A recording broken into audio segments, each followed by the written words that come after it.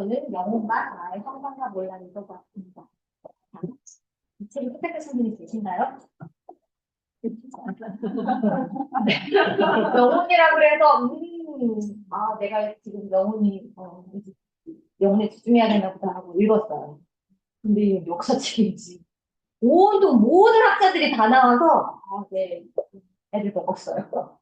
영혼하면 뭐가 떠오르죠? 떠올라. 저희 원래 교회. 네, 영혼 얘기 제일 많이 하는 곳 교회. 저만 그런가 봐요. 근데 이게 이제 고대 시대 때 영혼 하면 이게 호흡이랑 같은 말이었다라는. 이 그리스어의 푸시케라고 얘기하는데 이 푸시케 성경에서 푸시케를 얘기하면 뭐라고 하냐면 생명, 목숨, 영혼 같은 의미로 써요. 이집트에서는 카라고 표현하고 중국어에서는 푼이라고 하는데 너 콘자거든요. 폰이라고 표현하는 거죠. 영어로는 김영수 선생님? 네. 네. 이 영혼이라는 게 우리가 알고 있는 거, 자아라는 단어로 이렇게 같이 들으시면 돼요.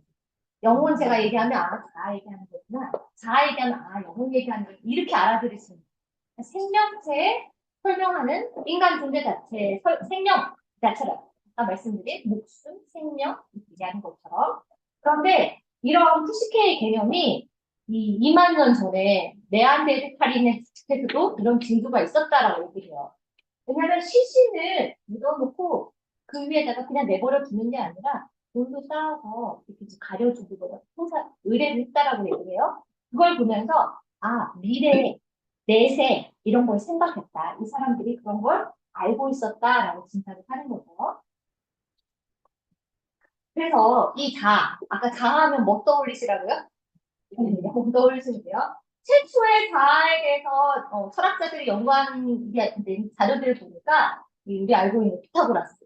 피타고라스 딱 하면 피타고라스 저기밖에 안 떠요. 네, 엠페도클레스 이런 여기는 헤라클레이토스, 소크라테스, 플라톤 다 아는 학자들 있잖아요.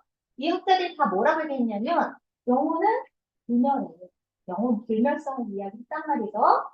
이 시대에는 문화적으로 어떻게 돼 있었냐면 죽으면 어느 세상에 가. 영혼이 어딘가에 가. 영혼이 죽지 않아. 이렇게 알고 있었단 말이에요.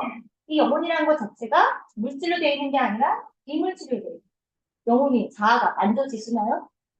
안 만져지죠. 네, 비물질이래요. 그래서 생명의 근원인 이 영혼이 불멸한다라고 생각했고 그게 과학적인 개념으로 이 자리 잡고 있던 시기가 스마트폰 시대부터 이렇게 자리 잡았다라는 거예요. 근데 우리는 그렇게 생각을 안 해요. 왜? 왜 그럴까요? 내 때문에 그래요. 이 책에서 메카니즘이 쌓여봐. 왜냐하면 메카니즘 때문에 이 코비드 때문에 두 개가 분열됐다라는 거예요. 생각하는 자아 말고는 정답이 없었다. 이게 존재 아니야. 이런 이 존재 자체에 대한 모든 지식 생각하면서 나왔다라고 생각하기 때문에 이성적인 영혼 말고 나머지 육체 우리 같은 일단은 뇌 이런 것들은 기계로 간주했다라는. 그래서 영혼과 이제 육체를 이렇게 나눠줬다라고 이 시대에 얘기를 하는 거죠. 그러면서 산업혁명, 동독개혁 같이 일어나면서 무슨 일이 벌어졌냐면 과학이 발전했어요. 그러다 보니까 영혼이라는 거, 보이지 않는 실체에 대해서 이 호흡이라고 생각했던 것이 완전히 몰락해서 어떤 옷을 그 자리를 누가 차지했냐면 자아가 차지해요. 그래서 이런 말을 해요. 과학이 영혼을 천국에서 끌어내려갖고 어떻게? 단일자라는 옷을 이렇게 땅에 그냥 내버렸죠. 그러니까 완전체, 신을 닮은 완전체인 영혼에서 완전히 그냥 자아인 순간, 자아라고 이제 명명돼 이렇게 몰락하게 됐다라고 하는 거죠. 그것도 여기 뒤에 철학자들이 엄청 많아요. 우리 데카르트 10세기, 18세기 이전에는 신학에서 이렇게 파상되어서 나왔잖아요. 철학이라. 그런데 요즘에는 어떤 일이 벌어졌냐면 이 영혼을 뭘로 명명했냐면 자아로도 명명했지만 뇌, 정신 이렇게 명명을 해버리면서 요즘 보면 철학과 어떻게 되죠? 철학과 좀 가지 말라고 돈도 안 돼. 그렇게 꽃을 피웠던 철학이 요즘은 어떤 대접을 받고 있냐? 쓸데없는 학문이야. 이런 취급을 받고 있는 게 이렇게 자아, 영혼이 분리되면서 일어나는 현상들이다라고 하는 거죠. 그래서 저의 질문은 20세기 이후에 그러면 자아 개념이 어떻게 변화했는지 이 네 가지로 알아보려고 합니다. 현상학에서는 이 세계의 존재잖아요. 그 세계의 존재에서 세상 속에서 이 자아를 찾아요. 그래서 흡살과 하이데거, 흡살을 다 아시는 분들이죠. 어마어마한 그런 거죠? 네. 잠깐 자아에 대한 부분만 이렇게 훑고 갈게요. 심리학에서는 이렇게 소통하는 거야. 자아 내부에서 소통도 하고 외부에서 소통하는 자아를 이야기를 합니다. 프로이트, 빈스반거, 서약된 미드에 대해서 이야기를 할 거고요. 이제는 자아는 현상에 불과해. 이렇게 하는 담론 현상 자아의 포스트 모더니즘 시기. 낙관과 푸코에 대해서 이야기를 하려고 하고요. 마지막으로는 신경생리학, 뇌과학이 발달하면서 뉴런에 대해 설명하면서 야, 신경자가 진짜 자아야라고 뉴런이 신경자야 이렇게 얘기를 하는 이 가마지로까지 한번 보려고 합니다. 현상학, 어마어마한 학자죠. 이 강의를 나 어떻게 하지? 처음에 너무 무거워서. 야, 현상이라는 거. 우리가 세계 속에서 이 의식을 통해서 현상을 띄우잖아요. 이렇게 세계라는 개념 안에서 우리가 집단 생활하면서 경험하는 것들을, 경험 속에서 우리가 존재를 찾는데, 이 숫살이 뭐라고 하냐면, 야, 네가 생각하는 거, 마음에 드는 거, 야, 영혼이 있던 관념적인 실체가 아니야. 뭐냐면, 이 공동체 안에서 지금 생활하면서, 여기서 이제 지금 경험하는 거, 우리가 이 공동체 안에 경험하고 이 세상 속에서 이 정신적인 활동을 하는 거, 이게 니네 영혼이야. 영혼 다 있으신 거죠? 그래서 뭐라고 얘기하냐면, 이 세상 속에서 이 자가 그냥 움직이는 수준이 아니라는 거예요. 행동을 한다라는 거예요. 어떤 행동을 하냐면, 이렇게 그냥 무기력한 상태로 있는 존재가 아니라 내 안에 내 육체를 지배하고 내 육체를 행동시키고 움직이게 하는 이런 힘을 갖고 있는 게 자아라는 이야기를 합니다. 다이어트 성공했어요. 얼굴 어때 보이세요? 지금 이렇게 이 사람이 몰랐어. 옷도 그래요. 이 사람이 진짜 그냥 여기서 말하는 세상 속의 자아를 지금 성취한 사람이다라고 이야기를 하는 거죠. 그것뿐만이 아니라 이렇게 이 세계 속에서 자신 안에서 이 운동을 움직이면서 이 운동적인 감각을 움직이면서 자신의 몸을 지배하면서 그래서 이제 그 남편이 이런 거 되게 좋아해요. 철인 삼성동기.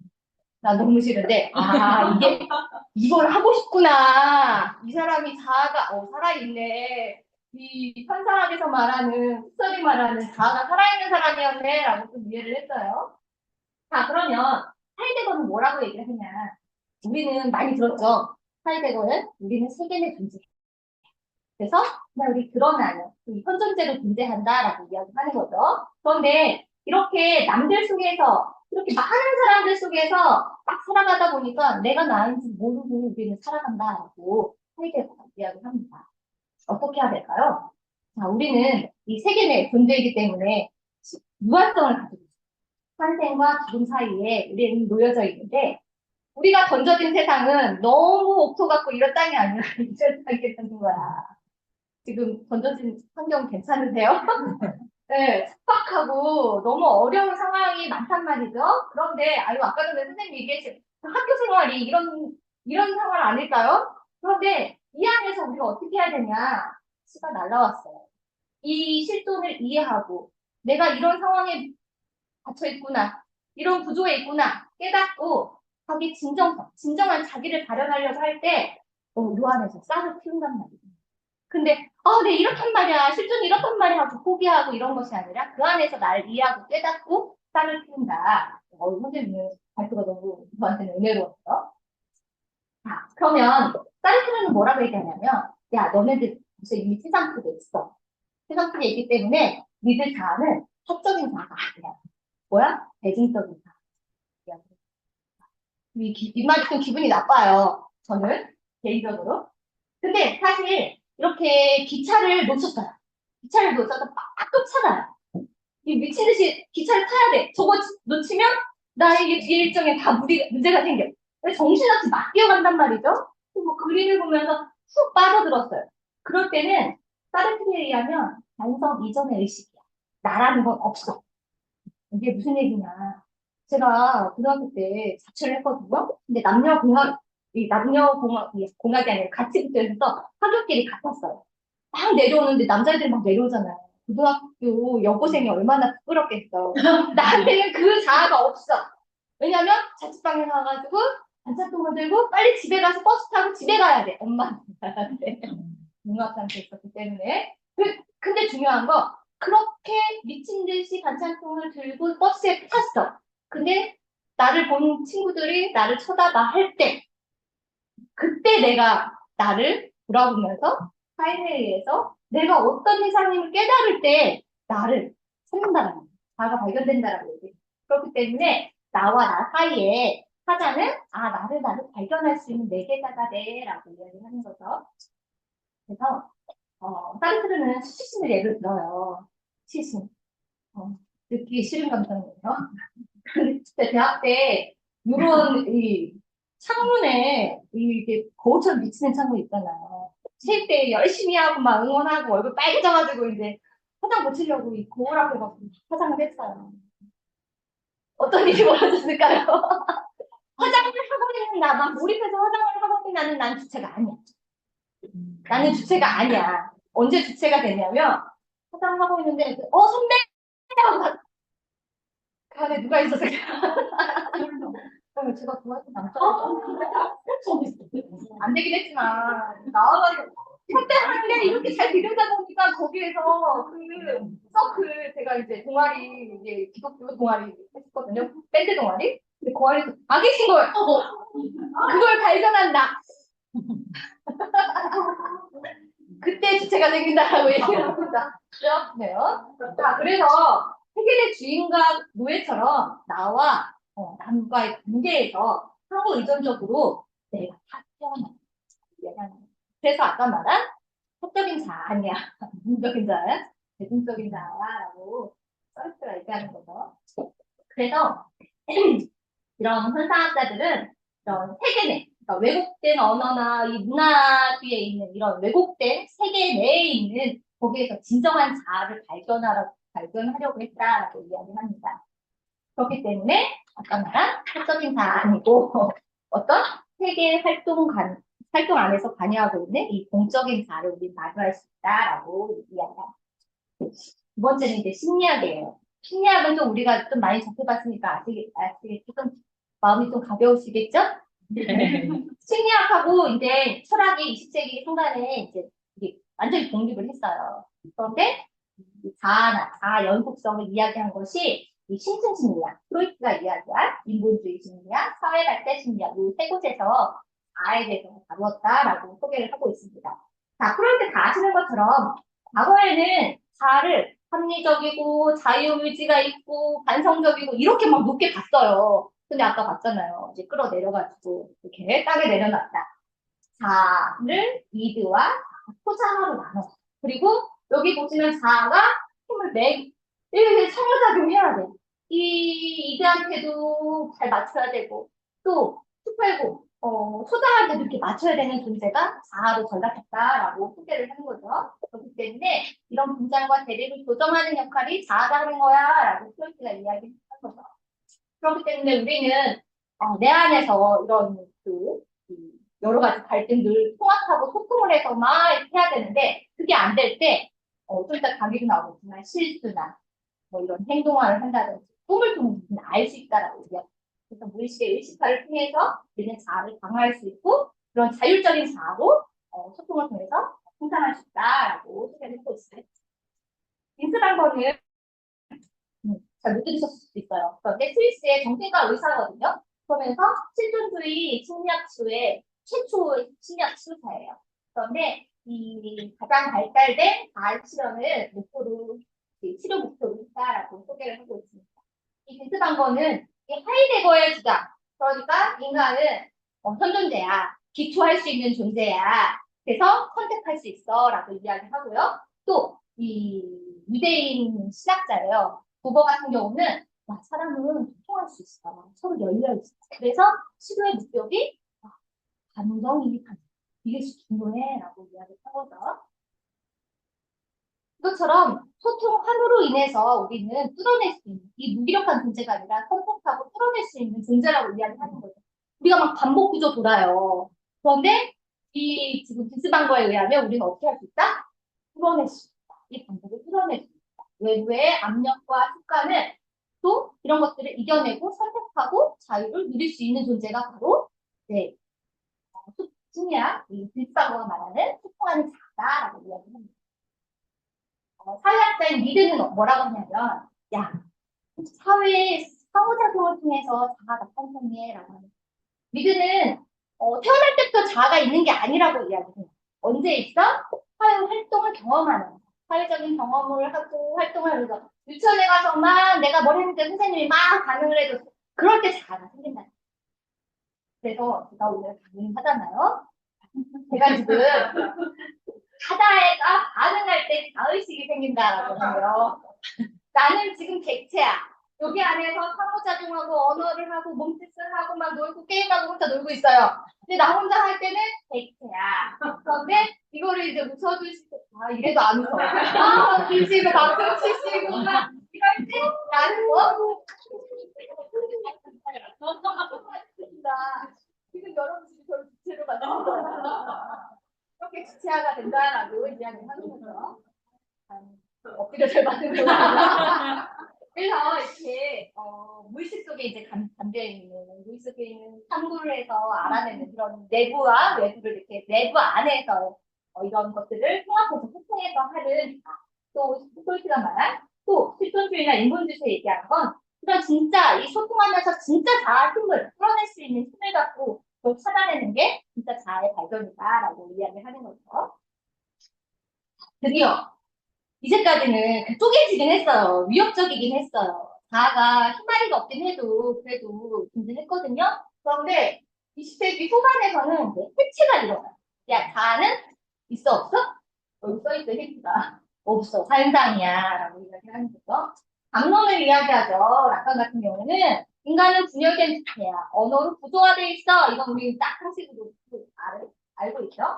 주체는 결여가 나 있어요. 그렇기 때문에 욕망을 향해서 가지만 이 스니피아 언어에 의해서 어떻게 된다? 소외된다. 그래서 인간은 분열된 주체다라고 이야기합니다. 그렇기 때문에 아이가 2만 번을 들어야 엄마 소리를 한다라고 얘기해요. 이 아이가 2만 번 들어서 분열된 주체로 엄마 하는 아이들은 그런 거죠. 무의식의 내용을 이 기표들의 사슬에 의해서 우리는 무의식 만들어졌다라고 이야기를 하는 거죠. 그렇기 때문에 자아는 형성되는 게 아니라 현상.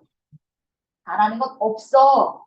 여기까지 봤어요. 그래서 낙강의 목표가 이런 환상적인 자아를 어떻게 만들어가는지 이런 과정을 분석하는 게 낙강의 목적이었다라고 이야기합니다.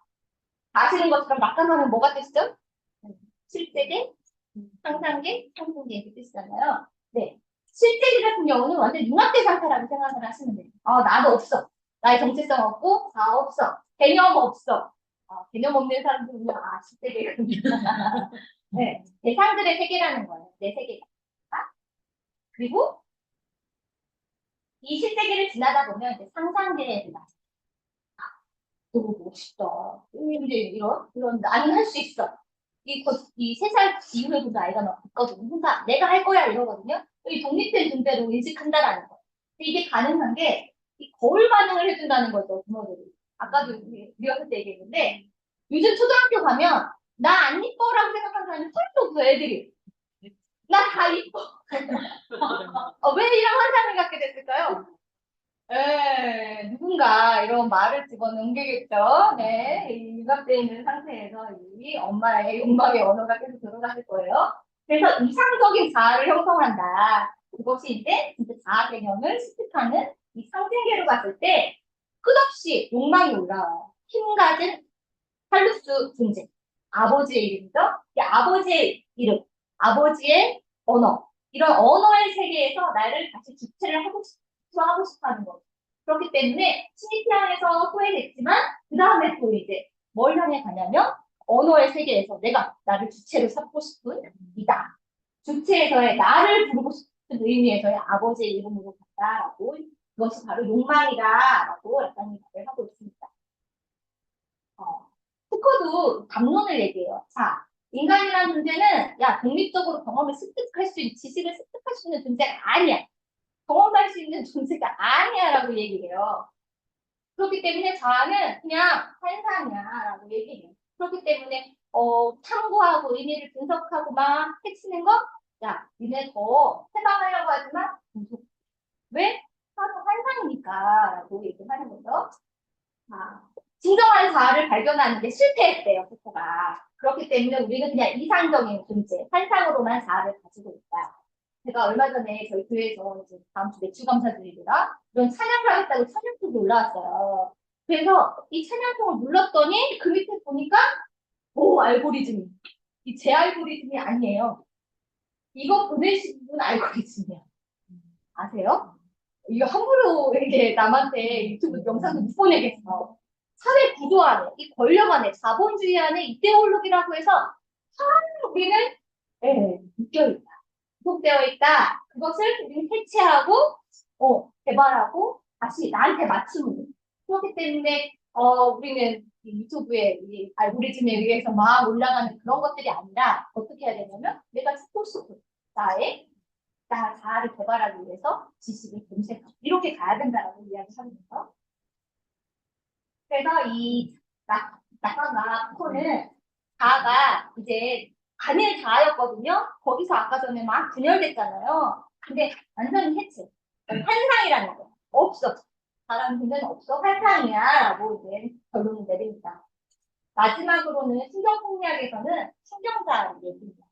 신경하면 신경이 자아래요. 신경하면 뭐가 되겠어? 아니 근데 이게 지금 학교인 거잖아요. 이론이에요. 아시죠? 네, 이런 얘기하면서 이런 모르는 거 없잖아. 우리 방기도 하고. 네, 그렇기 때문에 이 유전 자체가 이 하나하나가 이제 자아다라고 표현을 하는 거예요. 그러면서 그 폭자와 원시자, 우리는 웃고 있지만, 약간 이거예요. 폭자와 원시자로 남자라고 이야기합니다.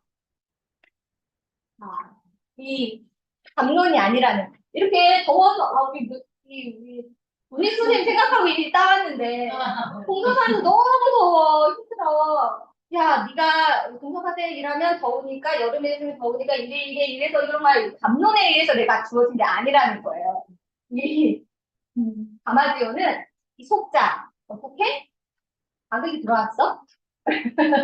감각기를 통해서 감각신경을 따라서 제대로 가서 다시 운동신경으로 나서 반응하는 게 땀이 나는 게 이게 속자야라고 얘기합니다. 그 속자는 뇌 조절 시스템 호흡하고 땀내고 체온 조절하고 이런 것들을 하는 게 속자야. 그리고 반대로 우리 외부에 있는 원시자 이게 두 개가 대립되면서 인간이 형성하는 게 자야라고 소개를 하는 거죠.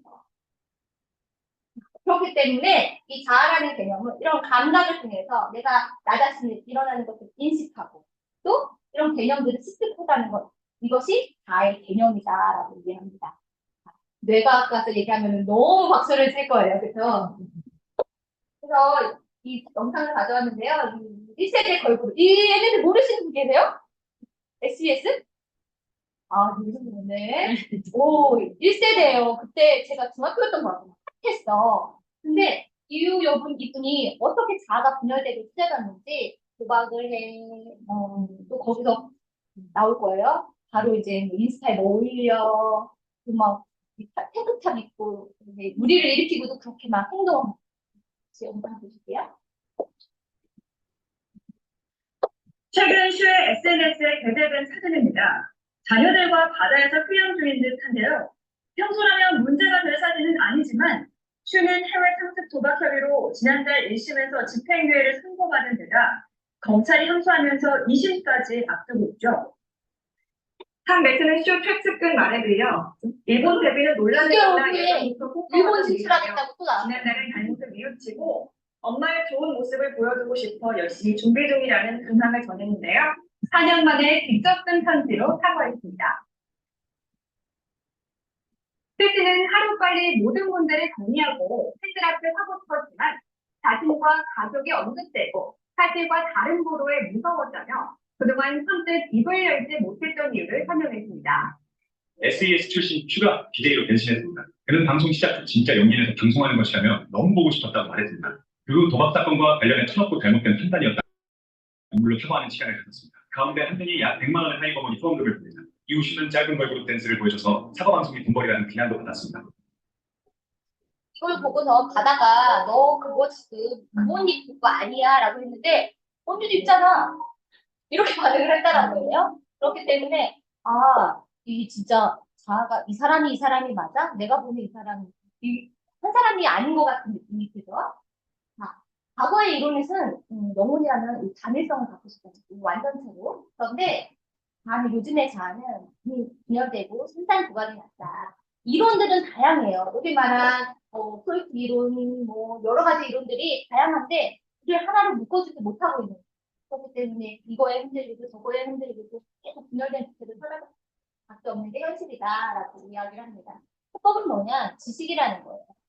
지식이 부족하면 혼란한 정신상태에 빠질 수 있고 또 의심과 편견이 생길 수 있고 또 극심한 몽상도 일어날 수 있다라고 이야기를 하고 있습니다. 그래서 이 아리스토텔레스는 뭐라고 얘기하냐면 혼이 세 가지가 있어. 감각혼, 이성혼, 식물혼 이렇게 세 가지가 있는데 이것들은 다 없어질 수 있어. 하지만 뭐만 남냐면 누스, 이성, 지식은 남아. 그래서 뭐가 공유되냐면 불멸하지 않는 인간의 지성, 누스 이것이 불멸하지 않고 이런 우리가 우리와 현실에서 강했던 인류의 저수지라고 하잖아요. 문화의 저수지라고 하는 이 문화의 저수지에 담겨서 불멸하지 않고 지금까지 내려오는 것이 지식이다. 라고 이야기합니다. 그렇기 때문에 우리가 지금 접하는 지식들, 그냥 분열된 주체로 이 지식들을 접하는 게 아니라 통합하기 위한 목적으로 이 지식들을 접하는 것이 지금 우리의 북클럽이다라고 소개를 합니다.